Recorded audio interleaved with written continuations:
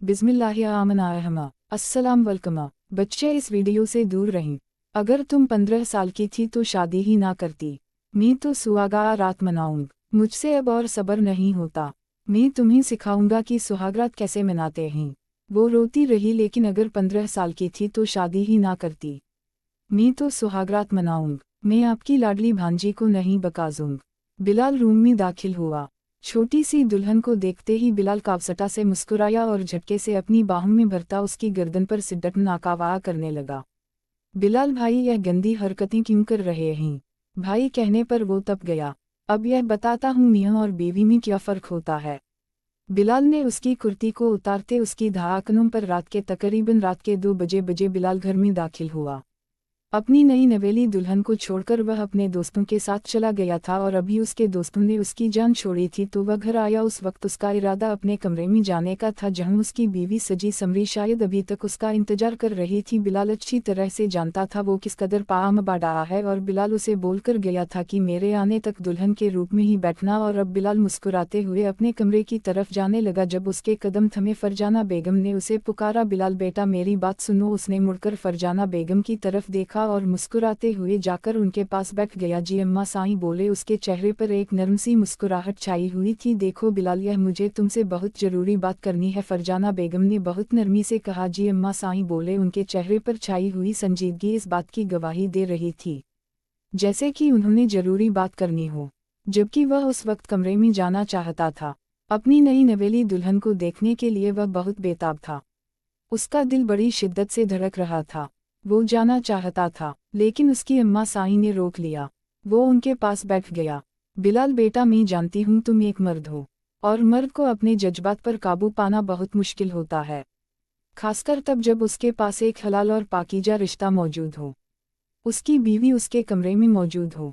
वो खुद पर कभी काबू नहीं पा सकता। लेकिन मैं तुम्हें बस इतना कहूँगी कि ईमान अभी बहुत छोटी है। तुम्हें मालूम है वो महज 15 साल की है, तो तुम उसके साथ किसी किस्म का ताल्लुक कायम नहीं करोगे बल्कि तुम उससे दूर रहोगे।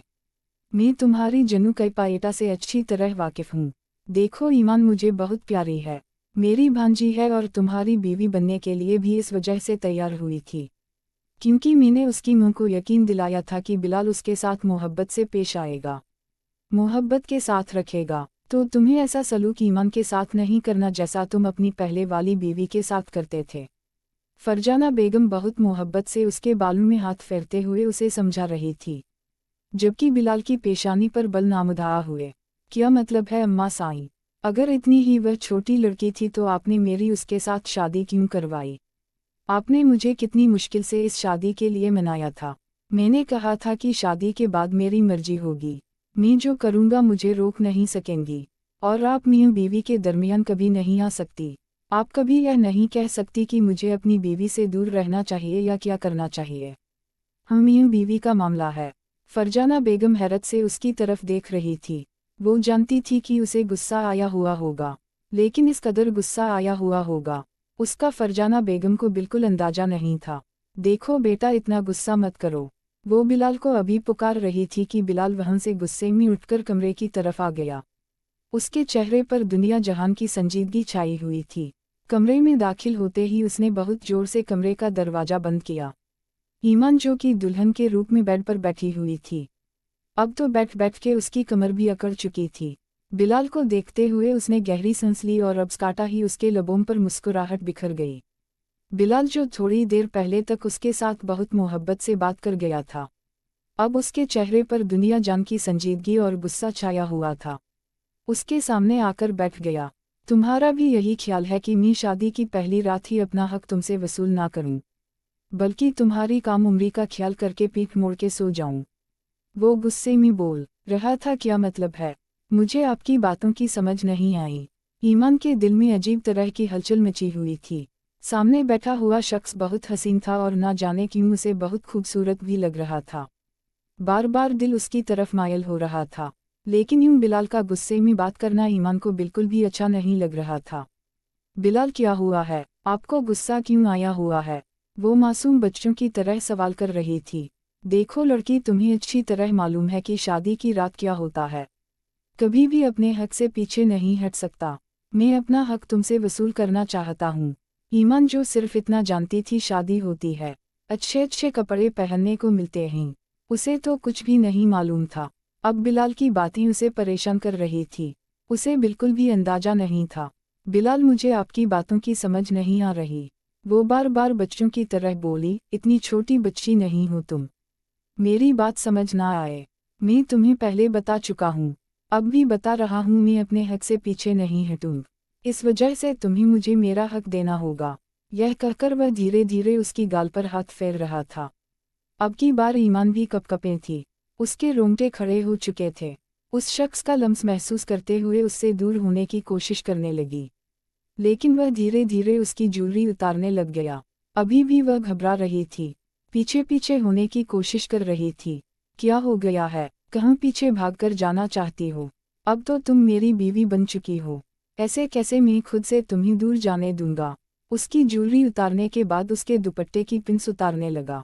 उसका दुपट्टा साइड पर कर चुका था। यह क्या कर रहे हैं? वह घबराते हुए उसके हाथों को रोकने की कोशिश करने लगी, तो बिलाल ने गुस्से में उसके हाथों को झटक दिया। खबरदार, जो तुमने मुझे रोकने की कोशिश की, मुझसे बुरा कोई नहीं होगा। यह कहकर बिलाल ने उसके बालों को भी खोल दिया। वो बिल्कुल बिखरी हुई हालत में अब उसके सामने बैठी हुई थी, ज्वेलरी भी नहीं थी। एक लम्हे के लिए बिलाल उस पर झुका तो उसे अपना सांस बंद होता हुआ महसूस होने लगा। उसे समझ नहीं आ रही थी यह सब कुछ क्या हो रहा है। उसे तो इन सब बातों के बारे में मालूम भी नहीं था, जो कुछ बिलाल कर रहा था। बिलाल उससे दूर हुआ तो वह बिल्कुल हाइपर हो गई, गा सांस ले रही थी। ऐसे लग रहा था जैसे अभी उसके होठों से खून बहने लग जाएगा। उसकी लिपस्टिक फैल चुकी थी। बिलाल के लबों पर मुस्कुराहट बिखर गई। कम उम्र लड़की के चेहरे पर तो कुछ ज्यादा ही खूबसूरती आती है शौहर की कबटा में, और यह तुम्हारे चेहरे पर बिखरे हुए हया के रंग मुझे पागल कर रहे हैं। यह कहकर उसकी कमर पे हाथ रखता हुआ उसे मजीद अपने करीब करने लगा। बिलाल, यह आप क्या कर रहे हैं? मत करें ऐसा प्लीज, वो रोते हुए बोलने लगी। उसकी आंखों में से मोटे मोटे आंसू उसकी गालों पर आ चुके थे। यह आंसू अभी से क्यों जाए करने लग गई हो? अभी तो मैंने तुम्हारे साथ कुछ किया भी नहीं, तुम तो अभी से रोने लग गई हो। वो आते हुए बोल रहा था। अगले ही लम्हे उसके ऊपर झुका और उसके आंसुओं को पीने लगा। उसका जैसे जैसे वो लम्स महसूस कर रही थी, उसका दिल सूखे पत्ते की मानद लाने लगा था। मत करें ऐसा प्लीज, वो रोते हुए बोली। क्या हो गया है, इतना ज्यादा डर क्यों रही हो? अभी तो शुरुआत है, अभी तो मैंने कुछ किया भी नहीं, तुम रोने लग गई। वो दोबारा उसके ऊपर झुकने लगा। जब ईमान का हाथ उठ गया, जोरदार तमाचा उसके मुंह पर रसीद किया। यह देखकर तो उसका दिमाग घूम गया। यह थप्पड़ महज उसके मुंह पर नहीं बल्कि उसकी अना को लगा था, जो सामने बैठी एक मामूली सी लड़की ने उसे लगाया था। तुम अभी जानती नहीं हूँ मैं कौन हूँ, मोहब्बत से तुम्हारे साथ पेश आ रहा था तो तुम आगे से कुछ ज्यादा ही चौड़ी हो गई हो। तुम्हारी हिम्मत कैसे हुई मुझ पर हाथ उठाने की? वो गुस्से में चिल्लाता हुआ बोला तो ईमान घबरा गई। सॉरी सॉरी, मैं बिल्कुल भी आपको नहीं मारना चाहती थी, वो रोते हुए बोली, लेकिन वो ईमान को बालों से पकड़ता हुआ पीछे बेड पर फेंक चुका था। अभी बताता हूँ मैं तुम्हें। बिलाल भाई प्लीज ऐसा मत करें, वो घबराते हुए बोली। जल्दबाजी में उसे भाई भूल गई, हमेशा की तरह उसे भाई ही कहती थी। अपनी मुंह के लाख मना करने के बावजूद, उनके समझाने के बावजूद एक दफा फिर से उसके मुंह से भाई निकल चुका था। और यही लया सुनते ही दिलावर का दिमाग घूम गया। भाई, पागल हो गई हो क्या? क्यों अपने निकाह को खराब करना चाहती हो कि मुझे भाई बोलकर? खबरदार, जो दोबारा से तुम्हारी जुबान से भाई निकला, बल्कि मैं तुम्हें समझा देता हूँ कि मैं तुम्हारा शौहर हूँ। भाई और शौहर में क्या फ़र्क होता है? मैं ज़रा तुम्हें आज की रात समाऊंगा। यह कहकर वो उसके ऊपर झुकता चला गया, रोते हुए उसके सीने पर मुंके मार रही थी, उसे दूर करने की कोशिश भी कर रही थी। उस वक्त वो मुकम्मल तौर पर एटा और तकलीफ से गुजर रही थी। मत करें ऐसा, वो रोते सिसकट हुए बोली, लेकिन वो रात भर अपनी शिद्दत न्योछावर करता रहा। जैसे ही वो सोया तो वह घबराते हुए उठ गई, आईने के सामने जाकर खड़ी हो गई, अपने आप को देखने लगी। ना जाने कितनी देर तक आईने में अपने आप को देखती रही। वाश बेसन की ट्यूटी खोले अपने चेहरे पर छींटे मारने लगी। काजल फैला हुआ था, आंखों के गिर्द सियाह हल्के पड़ चुके थे, लिपस्टिक भी फैली हुई थी। शावर लेने के बाद फ्रेश होने के बाद वह बाहर आई तो बहुत सुकून की नींद सो रहा था, लेकिन वह डर रही थी। यह सब कुछ क्या हुआ था उसके साथ? वो फौरन कमरे से बाहर चली गई। अगर इतनी रात बिलाल उसे कमरे से बाहर जाता हुआ देख लेता तो जरूर उसे बहुत बुरे तरीके से पेश आता। वो रोती सिसकती रही। अब उसका इरादा फरजाना बेगम के कमरे में जाने का था। कमरे से निकलने के बाद वो फरजाना बेगम के कमरे की तरफ गई। दरवाजे पर दस्तक दी तो काफ़ी देर तक फरजाना बेगम ने दरवाज़ा नहीं खोला। फिर उसने नाबा घुमाया और कमरे में दाखिल हो गई। इतने में सोई हुई फरजाना बेगम भी उठ चुकी थी। इतनी रात को अपने कमरे में देखकर वह थोड़ी परेशान हुई। बेटा, तुम इतनी रात को यहाँ क्या कर रही हो? वो मोहब्बत से और नरमी से पूछने लगी। वो रोती हुई उनके सीने से लग गई। खाला जान, मुझे उनके कमरे में नहीं जाना, वो बहुत बुरे हैं। खाला जान, आपने बोला था वो मुझे मोहब्बत से रखेंगे, प्यार से मेरे साथ पेश आएंगे। खाला जान, उन्होंने मेरे साथ रोते हुए उन्हें बताने लगी। लेकिन फरजाना बेगम ने उसे खामोश करवा दिया और उसे अपने पास बिठा लिया। बेटा देखो, यह तो शौहर का हक होता है ना, जो बीवी को अदा करना होता है। वो मोहब्बत से हर चीज़ के बारे में बताने की कोशिश कर रही थी। मुझे नहीं उनके साथ रहना। खाला जान, प्लीज़ मुझे वापस अम्मा के पास छोड़ आइए। मैं उनके पास चली जाऊंगी। मुझे यहाँ की ज़िंदगी नहीं चाहिए। आपने बोला था यहाँ मुझे किसी चीज़ की कमी नहीं होगी, गबटा भी नहीं होगी, अयाशी होगी, सुकून होगा। मुझे पढ़ने भी देंगे, लेकिन इतनी एटा और तकलीफ में मैं नहीं बर्दाश्त कर सकती। मुझे कुछ भी नहीं चाहिए। वो हर चीज़ को ठोकर मारते हुए सुकून की तलाश में थी। उसे सुकून चाहिए था जो उसे नहीं मिल रहा था। बिलाल की दी गई एटा ने उसे बहुत तोड़ के रख दिया था। मुझे आपके कमरे में ही सोना है, मुझे उनके कमरे में नहीं जाना, वो रोते हुए बोली थी। फरजाना बेगम बिलाल की तबीयत से अच्छी तरह से वाकिफ़ थी। अगर उसे पता चल जाता कि उसकी बीवी उसके पास सोने की बजाय उसकी मुंह के कमरे में सो रही है तो उसने हर चीज़ को तहस नहस कर देना था। फरजाना बेगम मोहब्बत से उसे समझाने की कोशिश कर रही थी। अच्छा ठीक है, मैं बिलाल को समाऊंगे, वो दोबारा ऐसा नहीं करेगा तुम्हारे साथ। अभी प्लीज़ तुम अपने कमरे में जाओ। वो उसे कमरे से निकालने की कोशिश कर रही थी, लेकिन वह भी जिद्दी थी। नहीं गाला जान, मुझे नहीं जाना उनके कमरे में, वो फिर से मेरे साथ। यह कहकर वो बहुत शिद्दत से रोने लगी। बेटा, तुम्हें एक बात की समझ क्यों नहीं आती? अभी भी बच्चों की तरह से जिद कर रही हो। उसे बिलाल के कमरे में नहीं जाना। अब की बार फरजाना बेगम ने गुस्से में उसके बाजू से दबोचा। कहने लगी, तुम्हें एक बात की समझ क्यों नहीं आती? मोहब्बत की जुबान तो तुम समझती नहीं हो। बिलाल तुम्हारा शौहर है ईमान। फरजाना बेगम से उसके इस अवया की बिल्कुल भी उम्मीद नहीं थी। कितने गुस्से में फरजाना बेगम ने उसके साथ बात की थी। वो जल्दी से कमरे से बाहर चली गई। उस वक्त उसके कदम वापस बिलाल के कमरे की तरफ थे। वो जब कमरे में आई तो बिलाल सुकून की नींद सो रहा था, लेकिन वह बेड पर किसी कीमत पर भी सोना नहीं चाहती थी। इस वजह से जाकर सोफे पर सोने के लिए लेट गई, लेकिन नींद नहीं आ रही थी। दिल बहुत बुरी तरह से धड़क रहा था। बार बार बिलाल की हरकतें उसकी आंखों के सामने आ रही थी। उसने अपने दुपट्टे को अपनी मुट्ठी में दबोचा हुआ था और अपनी हिचकियां कंट्रोल करने की कोशिश कर रही थी। अगर उस वक्त बिलाल जाग जाता तो जरूर उसके साथ बहुत बुरा पेश आता। रात भर वह चैन की नींद नहीं सो सकी थी। ना जाने कब उस पे नींद की देवी मेहरबान हुई तो वो नींद की वादियों में चली गई। सुबह बिलाल की आंख खुली तो बैठ के दूसरी तरफ देखा, वहाँ पर वो नहीं सो रही थी। उसकी निगाहें फौरन सोफे पर गई, जहाँ पर आड़ी तिरछी सो रही थी। उसके सोने का तरीका ऐसा था जिसे देखकर कोई भी मर्द बहक सकता था। ऐसे वह आड़ी तिरछी लापरवाही से सो रही थी। बिलाल धीरे धीरे चलता हुआ उसके पास आया, उसके हसीन चेहरे की तरफ देखने लगा, फिर उसके आड़े तिरछे वजूद की तरफ देखने लगा। अब स्काटा ही लबों पर मुस्कुराहट बिखर गई। कितनी मासूम हो तुम, तुम्हारी उम्र की लड़कियों को इस कदर चालाक देखा है मैंने। हर चीज़ के बारे में इल्म होता है। अभी तक तुम्हें यह नहीं पता कि मियाँ बीवी का रिश्ता क्या होता है। तुम्हें तो अभी मियाँ बीवी के रिश्ते के बारे में ही नहीं पता। वो उसकी गाल पर धीरे धीरे हाथ फेर रहा था। नींद में एक अनजाना सा लम्स महसूस करके उसकी आँख खुल गई। वो घबराते हुए दिलावर की तरफ देखने लगी। वो अपने घुटनों को सीने के साथ लगाते हुए पीछे पीछे होने लगी। मेरे पास मत आएं, वो घबराते हुए बोली। उसकी आंखों में नमी तैरने लगी। क्या हो गया है मेरी जान? तुम तो इतना ज्यादा डर रही हो, इतना ज्यादा खौफ खा रही हो। अभी तो एक रात ही मैं तुम्हारे पास आया हूँ। यह कहकर वो एकदम से उसके पास आ गया, अपने करीब कर चुका था। उसे अपने इतना करीब करने लगा। यह आप क्या कर रहे हैं? प्लीज़ मुझसे दूर रहें। वो घबरा रही थी, उसके लब कपकपा रहे थे, आंखें फिर से भीगने लग गई थी। खबरदार, तुमने रोना शुरू किया। रोती हुई तो मुझे बिल्कुल भी अच्छी नहीं लगती। तुम्हें मालूम है मेरी पहले वाली बीवी थी ना, कमबख्त रोती बहुत ज्यादा थी और मुझे किडसी महसूस होती थी।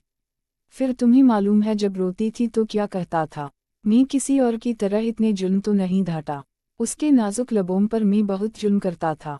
अब की बार ईमान के लबों को अंगूठे के साथ सहलाता हुआ बोला।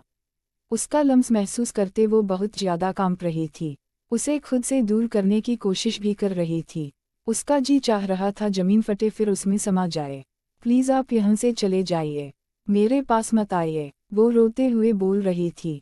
अगले ही लम्हे उसे अपनी बाहों के हिसार में उठाता हुआ बेड की तरफ ले जाने लगा। मेरी जान, शौहर का तो हक अदा करो। जब शौहर को तुम्हारी जरूरत होगी उसके पास आ जाया करो ना। यह कहकर उसके ऊपर झुका था। वो चीखने लगी थी। चीख चीख कर उसने पूरे घर को सर पर उठा लिया था।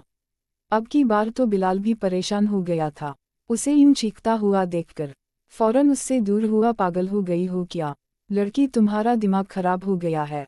उसकी चीखें सुनकर फरजाना बेगम भी आ गई। दरवाजे पर दस्तक देती हुई बोली, बेटा सब ठीक तो है ना। वो दरवाजे पर मुसलसल दस्तक दिए जा रही थी। बिलाल सामिंदगी से काउना कावा निगाहों से सामने बैठी हुई लड़की की तरफ देख रहा था। बिलाल का बस नहीं चल रहा था कि उसके साथ कुछ कर देता।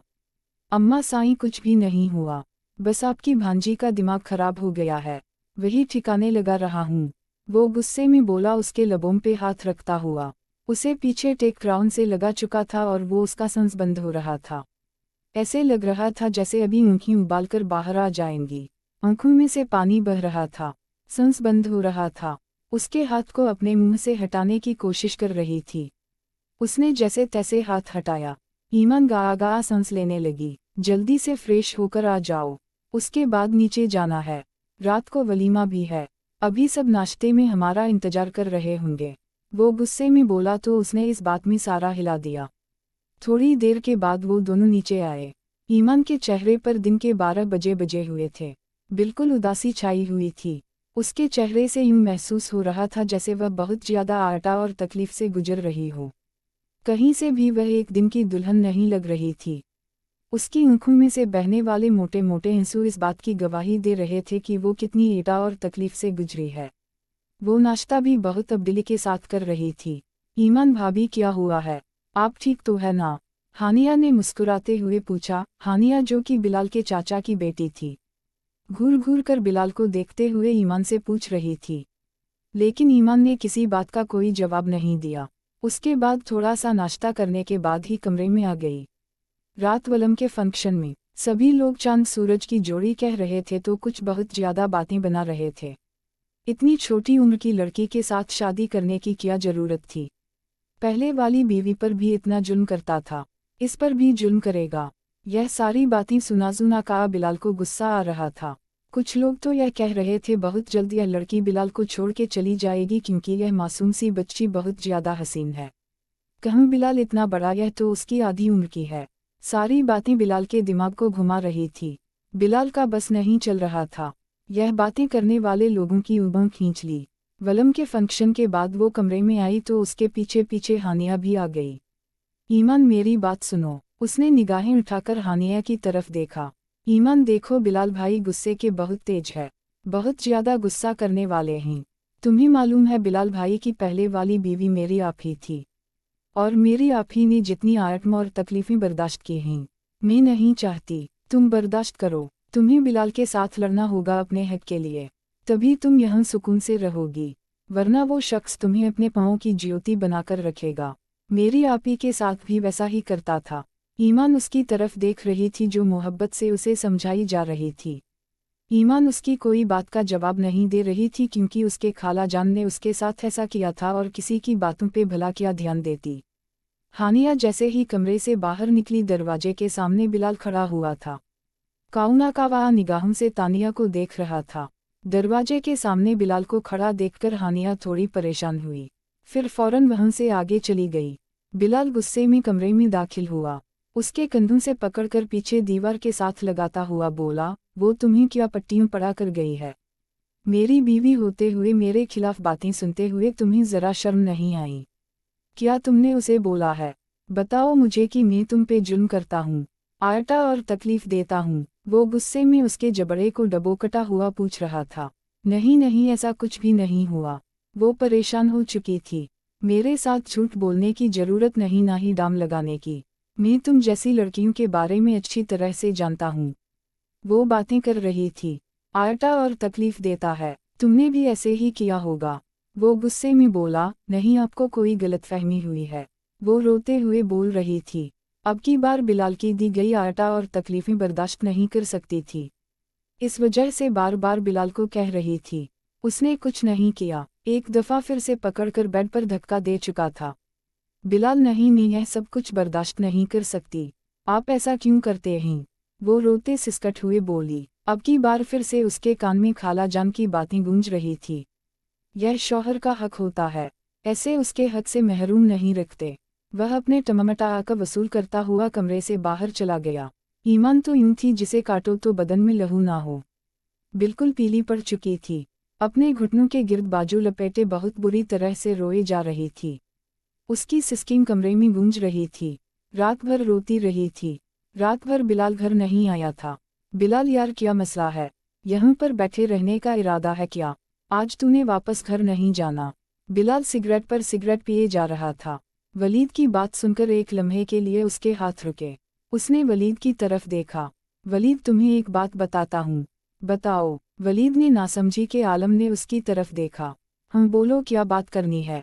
वलीद ने मुस्कुराते हुए पूछा। देख तो भाभी को छोड़कर आ गया है। मुझे बिल्कुल भी अच्छा नहीं लग रहा।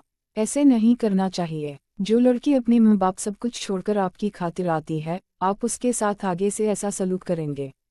यह तो बहुत गलत होता है। वलीद उसे समझाने की कोशिश कर रहा था।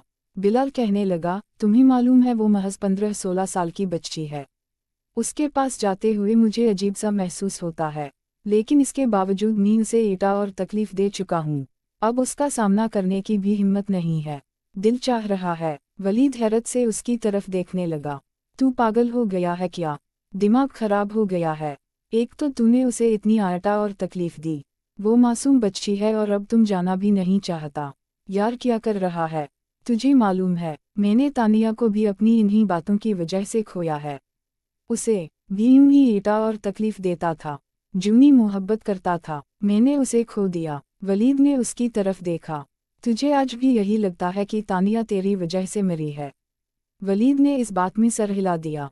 तेरा दिमाग खराब हो चुका है कि तू ऐसी फजूल बातें सोचे जा रहा है। देख, परेशान होने की और किसी भी किस्म की टेंशन लेने की जरूरत नहीं है। जाओ, जाकर उससे माफ़ी मांगो, सॉरी करो। उसे मजीद और तकलीफ मत दो। क्यों खुद को भी गुनाहगार कर रहे हो और उस मासूम को भी आटा और तकलीफ दे रहे हो? वो छोटी सी बच्ची है। तुम पागल हो। महज 15 साल की बच्ची के साथ तुमने इससे आगे वलीद कुछ बोला नहीं था। यार मैं क्या करूं? मेरे घर वालों को सोचना चाहिए था। उन्होंने मेरा उसके साथ रिश्ता तय कर दिया। मैंने अम्मा को लाख मना किया, मुझे उस मासूम बच्ची के साथ शादी नहीं करनी, लेकिन उन्होंने ज़बरदस्ती मुझे उसके पल्लू के साथ बांध दिया तो मैं क्या कर सकता था? वलीद ने उसके कंधों से पकड़कर उसे मोहब्बत से कहा, देखो बिलाल, मैं जानता हूँ तुम गुस्से के तेज हो, लेकिन उस मासूम को एटा और तकलीफ मत देना। चलो अब तुम जाओ। यह कहकर उसे भेज दिया। रात का कौन सा पहर था। बिलाल जब घर वापस आया तो वह बेड पर डरी सहमी सो रही थी। उसकी आंखों में खौफवा नजर आ रहा था। बिलाल ने उसे पकड़कर अपनी बाहों के हिसार में कैद किया। एक नरम सा लम्स महसूस करके उसकी बाहों के हिसार में जाते ही फौरन उसे उसकी आंख खुल गई, लेकिन बिलाल ने उसे बोलने नहीं दिया। बिलाल, अब प्लीज़ मुझे कुछ मत कहिएगा, प्लीज़। फिर रोते हुए बोलने लगी। बिलाल कहने लगा, नहीं कुछ भी नहीं कहूँगा। यह कहकर उसके पुश्त को सहला रहा था। बिलाल, अब फिर वैसे ही करेंगे ना मेरे साथ जैसे पहले आपने किया था? प्लीज़ अब मत कीजिएगा, मैं नहीं बर्दाश्त कर सकूंगी। मेरी बर्दाश्त जवाब दे चुकी है। वो सिसकट हुए बोल रही थी। आप मुझे किसकी सजा दे रहे हैं? जो गुनाह मैंने किया ही नहीं, मुझे उसकी सजा दे रहे हैं। वह बहुत बुरी तरह से रो रही थी। उसके दिल में खौफ सा बैठा हुआ था। बिलाल ने उसके साथ क्या कर देना है? अब फिर से वही उसे आटा और तकलीफ दे रहा था। वो खौफ में मुब्तल हो चुकी थी। लेकिन रात भर बिलाल ने उसके साथ कुछ भी नहीं किया। सुबह बिलाल की आंख खुली तो वो कमरे में मौजूद नहीं थी। बिलाल परेशान हो गया, उसे कमरे में ना पाकर सारे घर में उसे ढूंढने लगा। नीचे आया तो फरजाना बेगम किचन में खाना लगा रही थी। मलम भी वहीं खड़ी थी। मुझे वो कहीं नजर नहीं आ रही, कहाँ चली गई है? वो आकर उनके पास बैठा तो फरजाना बेगम के चेहरे पर गुस्सा आया हुआ था। पता नहीं कहाँ चली गई, सुबह से मैंने भी मलम को कहा हुआ है कि कहीं उसे ढूंढो। मलम जब तुम्हें उठाने गई थी तो वो कमरे में मौजूद नहीं थी, बल्कि तुम अकेले ही थे। ना जाने तुम्हारी बीवी कहाँ चली गई, मुझे तो ऐसे लग रहा है जैसे किसी के साथ भाग गई हो। अपनी मां की बात सुनकर बिलाल कहने लगा, क्या मतलब है भाग गई?